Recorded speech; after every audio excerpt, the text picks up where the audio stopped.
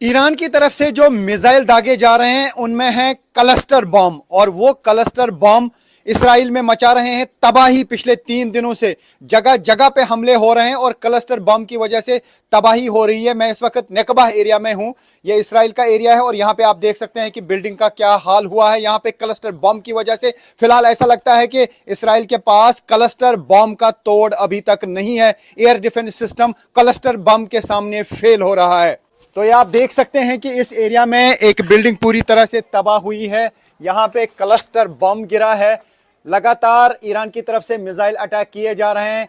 अली लारजानी के मारे जाने के बाद ईरान की तरफ से अटैक्स की फ्रीक्वेंसी इसराइल पे बढ़ा दी गई है, और ये वो स्पॉट है जहां पे क्लस्टर बम गिरा है। हम देख रहे हैं आसमान में लगातार मिसाइल आ रहे हैं, लेकिन उसमें से जो बम गिरते हैं तकरीबन 5-6 किलोमीटर के एरिया में वो तबाही मचा देते हैं अलग अलग जगहों पे।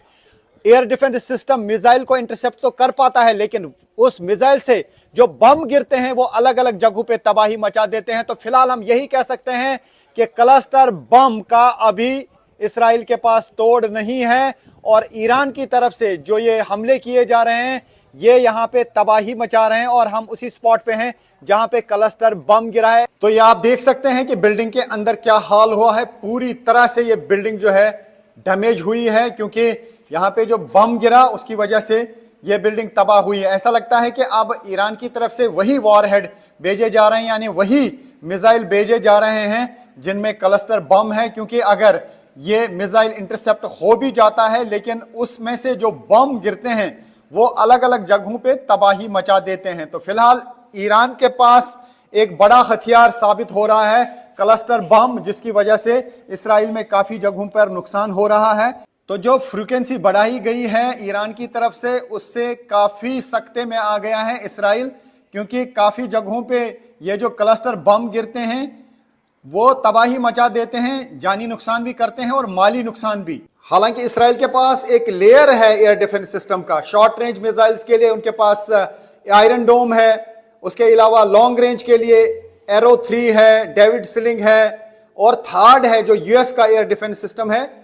लेकिन अगर सभी क्लस्टर बॉम्ब्स को इंटरसेप्ट करने के लिए इन एयर डिफेंस सिस्टम का इस्तेमाल किया जाएगा तो उसमें काफी सारा एम्यूनेशन खर्च हो जाएगा, काफी सारे मिसाइल्स और रॉकेट्स खर्च हो जाएंगे, और इसराइल का जो डिफेंस सिस्टम है वो बहुत जल्द खत्म हो सकता है। तो ऐसे में एक बड़ा चैलेंज बना हुआ है इसराइल के लिए क्लस्टर बॉम्ब। तो फिलहाल हम पिछले 3 दिनों से देख रहे हैं कि इसराइल में काफी जगहों पे नुकसान हो रहा है, माली नुकसान भी है और जानी नुकसान भी है, क्योंकि जो क्लस्टर बम आ रहे हैं मिसाइल में ईरान के वो अलग अलग जगहों पे गिरते हैं और काफी जगहों पे तबाही हो जाती है, और वहां पर ना ही फौरन फिर टीमें पहुंच पाती हैं रेस्क्यू और रिलीफ के लिए, और ना ही इंटरसेप्टर्स उनको खत्म कर पाते हैं। तो ऐसे में एक बड़ा सरदर्द फिलहाल बना हुआ है इसराइल के लिए क्लस्टर बम, जो ईरान की तरफ से लगातार आसमान में बरसाए जा रहे हैं। न्यूज़ 18 इंडिया की टीम पहुंची है रमदगान। यहां पर 2 लोगों की मौत हुई है। ईरान की तरफ से जो मिसाइल अटैक किए जा रहे हैं उसकी वजह से यहाँ पे 2 लोगों की मौत हुई है, और आप देख सकते हैं यहाँ पे किस तरीके की तबाही हुई है। ईरान की तरफ से लगातार अटैक्स किए जा रहे हैं, और जब से अली लारजानी की खबर आई और उसके बाद जो है यहाँ पे अटैक्स का सिलसिला तेज़ हो गया है। और ये वो स्पॉट है जहाँ पे आप देख सकते हैं कि यहाँ पे कितनी तबाही हुई। 2 लोगों की मौत हुई है। एक कपल यहाँ पे था, और बताया जा रहा है कि जब सायरन्स बजी तो वो यहाँ से नहीं निकले, और उसकी वजह से जो है उनकी मौत हुई, क्योंकि इसी जगह पे जो है एक बम गिरा। और लगातार इसराइल की तरफ से कहा जा रहा है कि क्लस्टर बम्स का इस्तेमाल किया जा रहा है। तो यहाँ पे आप देख सकते हैं कि किस तरीके की तबाही यहाँ पे हुई है। बहुत ज़्यादा तबाही हुई है इस पूरे इलाके में। तो ये वो बिल्डिंग का एग्जैक्ट स्पॉट है जहाँ पे 2 लोगों की मौत हुई। वो यहाँ पर ही सोए थे उस टाइम, और वो शेल्टर में नहीं गए थे, हालांकि सायरन बज चुकी थी, और अब 2 लोगों की इस स्पॉट पे मौत हुई है। तो न्यूज़ 18 इंडिया की टीम है रियल ग्राउंड ज़ीरो पे। आप देख सकते हैं अब इस एरिया को बंद किया जा रहा है। यहाँ पे बहुत ज़्यादा तबाही इर्द गिर्द देखने को मिल रही है। अब हम देख पा रहे हैं कि यहाँ पे क्लस्टर बम गिराए जा रहे हैं। जो वॉरहेड है उसमें क्लस्टर बम होता है, यानी जो ईरान की तरफ से मिसाइल अटैक किया जा रहा है उसमें क्लस्टर बम होते हैं, और वो काफ़ी जगहों पे गिर जाते हैं, जिसकी वजह से इसराइल में तबाही हो रही है। और हम देख पा रहे हैं कि लगातार यहाँ पे अब ईरान की तरफ से मिसाइल अटैक किए जा रहे हैं।